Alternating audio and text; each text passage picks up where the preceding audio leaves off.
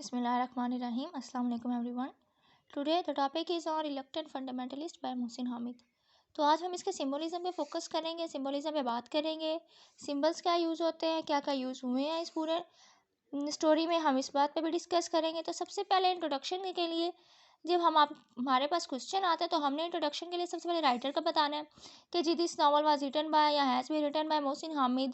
इस तरह की कोई लाइन लिखनी है या आप कोई और लाइन भी ऐड कर सकते हैं. इसके अलावा फिर जब क्वेश्चन दिया हो सबसे पहले तो देखना है कि क्वेश्चन क्या है. यहाँ पर मैंने कोई स्टेटमेंट तो लिखी नहीं, सिर्फ एक वर्ड लिखा है सिम्बोलिज्म. तो हमने सिम्बोलिज्म पे फोकस करने के सबसे पहले सिम्बोलिज्म होता क्या है, सिम्बोलिज्म की हमने सबसे पहले देनी है जी डेफिनेशन. ठीक हो गया. तो डेफिनेशन में हमने बताना है कि symbolism is a literary device in which a writer use one thing object to represent something more abstract. कि राइटर जी एक कोई चीज़ यूज़ करता है, कोई ऑब्जेक्ट यूज़ करता है, फिजिकल ऑब्जेक्ट यूज़ करता है अपने आइडियाज़ को शो करने के लिए. उसके बाद है जी यूजेस. किसका यूजेस? सिम्बोलिज्म का यूजेस. कि जो राइटर है wants to create a certain mood और emotion is in his work. कि सिम्बोलिज्म दिया क्यों जाता है जी? इसीलिए दिया जाता है कि राइटर ने कोई मूड अपना बनाना होता है, बताना होता है, इमोशन अपने बताने होते हैं अपने काम में. इसीलिए वो खास तौर पर सिम्बोलिज्म का यूज़ करता है. ठीक हो गया. बहुत से मास्टर पीसीज हैं जो हमारे लिटरेचर में मिलेंगे जो फुल ऑफ सिम्बल्स होंगे. विलियम ब्लेक का जो मैंने पोइट था, उसकी जो मैंने पोइम थी, उसमें भी आपको देखे जाएगा उसकी फुल पोइम जो है, सारी पोइम्स हैं फुल ऑफ सिम्बोलिज्म है. तो आज के जो पोइट नॉवल है इसमें हम देखते हैं सिम्बलिज्म क्या यूज़ हुआ है. तो सिम्बल्स क्या है? फर्स्ट ये मैंने 7 दिए हुए हैं. Changez beard, name, Underwood Samson, fall of twin tower, bats, Changez का टी. तो आप ये देख रहे हैं ये चंगेज ये 3 दफ़ा तो चंगेज का अपना नाम आ गया है. ठीक है. तो इसका मतलब करेक्टर जो है हमारा वो भी फुल ऑफ सिम्बल्स है. तो जी सबसे पहले बात करते हैं चंगेज बियर्ड की. कि उसने जो दाढ़ी रखी हुई थी उसका कनेक्शन था होमलैंड से. कि जिसने भी दाढ़ी रखी होती है उसका साफ पता चलता है जी हम मुसलमान है, उसका कहाँ से ताल्लुक़ है, किसी मुस्लिम कंट्री से ताल्लुक़ है. तो ये 9/11 से पहले इसका कोई मसला नहीं था. बियर्ड रखने से कोई जो है इशू क्रिएट नहीं होता था. लेकिन जब 9/11 हो गया तब उससे बियर्ड रखी. उससे पहले अपनी जवानी में कोई बियर्ड नहीं रखी हुई थी. जब वो अमेरिका आया था, जब उसे प्रिंसटन यूनिवर्सिटी में पढ़ता था, स्टार्टिंग में उससे कोई बियर्ड नहीं थी, उसकी क्लीन शेव थी. लेकिन 9/11 का वाक़या आया, वो पाकिस्तान वापस गया, वहाँ से वापस आया तो उसने फिर दाढ़ी रख ली. तो जब उसने दाढ़ी रखी तो इवन उसके अपने कोलीग्स जिसमें वो सैमसंग में काम करते थे उन्होंने भी उसको बहुत अजीब नज़रों से देखा. उसको बहुत सा वर्बली अब्यूज़ किया गया. इस वजह से जो है दाढ़ी है ये सबसे पहला सिंबल है कि दाढ़ी से हमें ये बताया जाता है कि कल्चरल आइडेंटिटी. ठीक है जी. कौन से जो है हमारे मुल्क से बिलोंग करता है. जो सबसे पहले मैंने बोला कि ये हमें बताता है कि हमने कौन से मुल्क से है. उसके बाद जो सेकंड पॉइंट है वो है चंगेज़ का नेम. ये मैंने सबसे पहले ही लिखा है चंगेज़. ठीक है. ये फ्रेंच का वर्ड चेंजर से भी बिलोंग करता है कि जिसका मतलब है टू चेंज. तो हमें इस चंगेज़ के नाम से बताया जाता है कि उसे changes to he go through. कि जब वो अमेरिका में था उसे कौन कौन से चेंजेस का सामना करना पड़ा. सिंपल सी बात है, जब अमेरिका आया उसको कुछ नहीं पता था. वो अमेरिकन की तरह उसे बिहेव करना शुरू कर दिया ताकि वो उसे एक्सेप्ट कर सके, वो अमेरिकन बन जाए, उसे कोई प्रॉब्लम का सामना ना करना पड़े. दूसरे को ये सब ना समझे कि वो ऐसे मुल्क से बिलोंग करता है जो कि डेवलप नहीं हुई है, मतलब डेवलपमेंट उनकी स्लो है, इतना फाइनेंशियल वो स्ट्रांग नहीं है. लेकिन उसने जी ऐसा बिहेव किया कि वो अमेरिकन है, तो उसने अमेरिका की तरह बिहेव किया और वो चेंजेस से गुजरा. सेकंड नाम हमारे पास आता है एरिका का. ये तो एरिका का ये सबसे पहले लिखे है एम एरिका. ठीक है. तो अमेरिका से ये जो है लफ्ज़ बनता है, लफ्ज़ जो है एरिका का बिलोंग करता है कि जिसमें ये बताया जाता है नॉस्टैल्जिया कि वो बंदा जो पास्ट में रहे, the person who lives in his past. तो अमेरिका भी अपने शान और शौकत के हवाले से पास्ट में रहता है. वो समझता है कि वो बहुत जो है हाईली डेवलप्ड है, उसका बहुत स्ट्रांग है, सुपर पावर है, इस तरह की सोचे. तो एरिका जब अपने पास्ट में रहती है, ठीक है, जो है क्रिस को सोचती रहती है, तो उस वजह से उसको नॉस्टैल्जिया की वजह से उसको डिस्ट्रॉय कर देता है. एट द एंड वो मर जाती है. तो नॉस्टैल्जिया ने उसको तो डिस्ट्रॉय कर दिया. लेकिन यहाँ पर ये बताया जाता है कि जो अमेरिका है वो भी अगर नॉस्टैल्जिया में रहेगा तो वो भी डिस्ट्रॉय हो जाएगा अगर वो अपनी पास्ट में रहेगा. उसके बाद ये जो नेक्स्ट सिंबल हमारे पास यूज़ हुआ है वो अंडरवुड सैमसन है.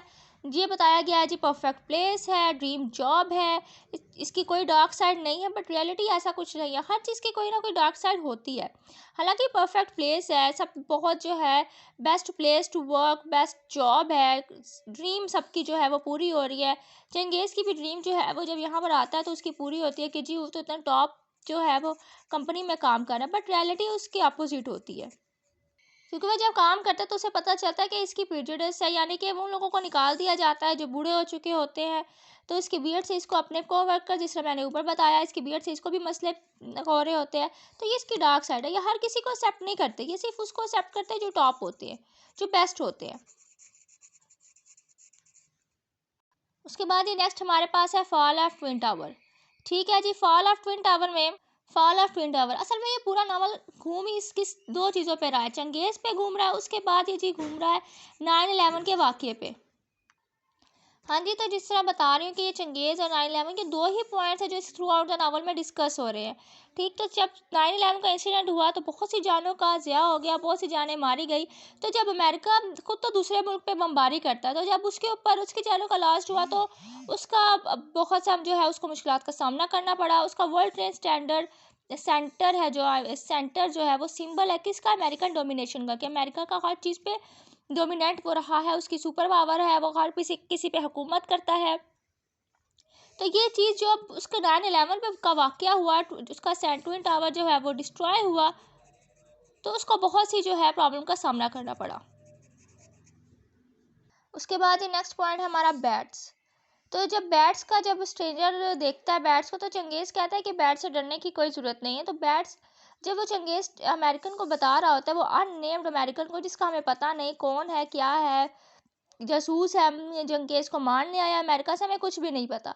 तो वो जब चंगेज़ उसको एनिमल्स के बताता है कि वो अडॉप्ट कर लेते हैं जिस मैन मेड इन्वायरमेंट को, कि जहाँ पर वो रहते हैं मैन इंसानों ने जो बनाई है उसको अडॉप्ट कर लेते हैं, कल्चर को अडॉप्ट कर लेते हैं। तो वो एक्चुअली अपने बारे में भी बता रहा है कि चंगेज़ ने किस तरह अमेरिकन कल्चर को अडॉप्ट किया था, किस तरह वो नया नया आया था न्यूयॉर्क में, किस तरह उसको मुश्किलात का सामना करना पड़ा था। उसके कोई दोस्त नहीं थे, उसका कोई जो है खाना पीने का भी उसको न्यू न्यू इशू था। तो उस तरह उसने भी अडॉप्ट किया, बीइंग अमेरिकन बना,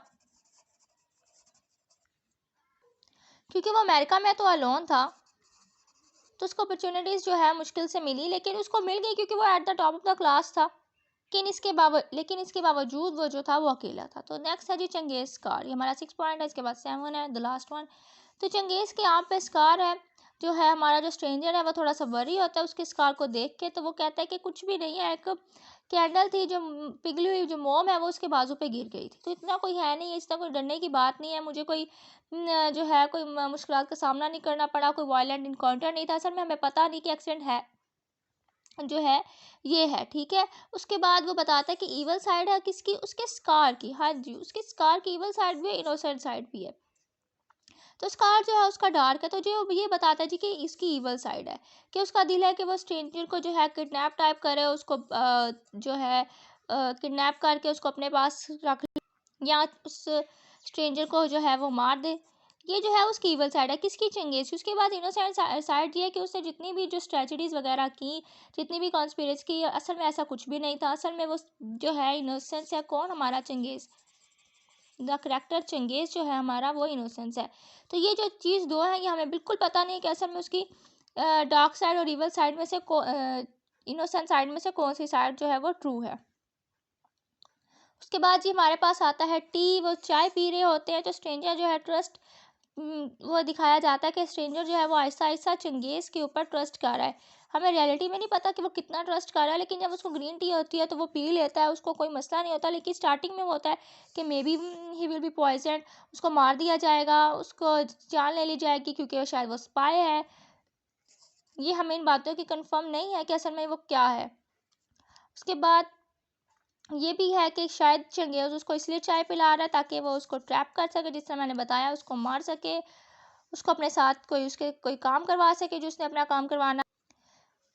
तो ये सारे हैं, ये ओपन पॉसिबिलिटी है कि जी चंगेज़ जो है हमारा क्या करवाना चाह रहा है। तो उसके बाद हम यहाँ पर लिख लेते हैं कंक्लूजन। तो कंक्लूड हम यही कर सकते हैं कि जो नावल है प्रॉब्लम्स बताता है पाकिस्तानी को जो फेस करनी पड़ती हैं 9/11 की वजह से। कोई न्यूयॉर्क में कोई नया बंदा आ जाए तो उसको जो प्रॉब्लम से फेस करनी पड़ती हैं उसका भी डिस्कस किया गया है। ये भी डिस्कस किया गया है कि बीएड रखने वाले को किस तरह से मुश्किलात का सामना करना पड़ा आफ्टर 9/11। तो ये चेंजेस जो है बिहेवियर में चंगेज़ की, उसकी लाइफ में, इस सब कुछ का डिस्कस हुआ है सिम्बल्स में, इस नावल में भी। तो आज के लिए इतना ही। नेक्स्ट वीडियो के लिए ज़रूर मुझे बताइए कि कौन सा टॉपिक चाहिए। मेरी यूट्यूब चैनल को सब्सक्राइब करना मत भूलिएगा। अल्लाह हाफिज़।